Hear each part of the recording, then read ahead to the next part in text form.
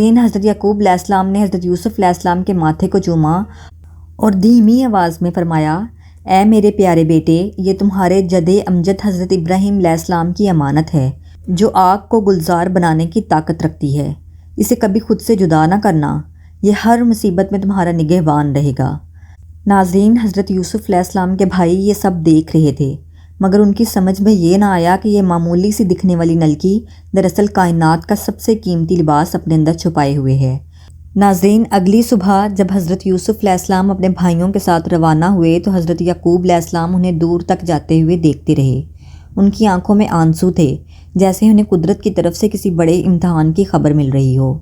ناظرین، کنعان کی بستی سے دور جہاں آبادی کے نشانات ختم ہو جاتے تھے، وہاں بھائیوں کے دلوں سے بھائی چارے کا آخری احساس بھی رخصت ہو چکا تھا۔ جیسے ہی حضرت یعقوب علیہ السلام کی نظروں سے اوجھل ہوئے، ان کا رویہ یکسر بدل گیا۔ وہ ننھا یوسف جسے وہ کندھوں پر اٹھا کر لائے تھے، اب ان کے طنز اور غصے کا نشانہ بننے لگا۔ حضرت یوسف علیہ السلام حیرانی سے اپنے بھائیوں کے چہرے دیکھ رہے تھے۔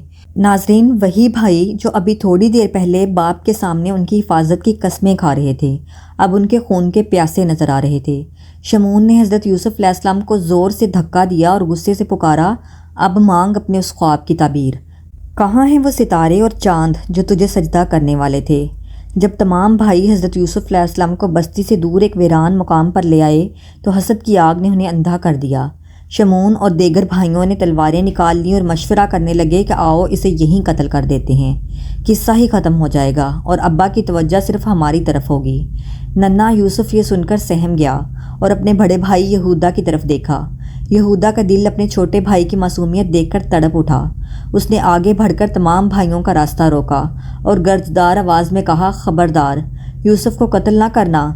کیا تم بھول گئے کہ یہ تمہارے باپ کا لخت جگر ہے؟ اگر تم اسے مار دو گے تو تم اللہ اور اپنے باپ کو کیا منہ دکھاؤ گے؟ یہودا کی آنکھوں میں آنسو تھے۔ اس نے مشورہ دیا، اگر تمہیں اسے اپنے راستے سے ہٹانا ہی ہے تو اسے قتل کرنے کے بجائے اس اندھیرے کنویں میں پھینک دو۔ ہو سکتا ہے کہ کوئی گزرتا ہوا قافلہ اسے نکال لے جائے اور یہ ہم سے دور ہو جائے، یوں تمہارا مقصد بھی پورا ہو جائے گا اور تمہارے ہاتھ اپنے بھائی کے خون سے رنگنے سے بچ جائیں گے۔ ناظرین، سب بھائی رضامند ہو گئے۔ پھر بھائیوں نے حضرت یوسف علیہ السلام کا کرتا یعنی قمیض اتار لیا جو حضرت یعقوب علیہ السلام نے بڑے پیار سے انہیں پہنایا تھا۔ ننھا یوسف رو رہا تھا۔ وہ کبھی ایک بھائی کا دامن تھامتا تو کبھی دوسرے کے سامنے ہاتھ جوڑتا، مگر حسد نے ان کے دلوں کو پتھر بنا دیا تھا۔ جب وہ حضرت یوسف علیہ السلام کو کنویں کی طرف لے جا رہے تھے تو یوسف علیہ السلام یہودا کا دامن تھامے ہوئے رو رہے تھے کہ بھیا مجھے ان کے حوالے نہ کرو۔ انہوں نے حضرت یوسف علیہ السلام کو ایک گہرے اور اندھیرے کنویں کے دہانے پر لا کھڑا کیا۔ ناظرین، یہ وہ کنواں تھا جو ویران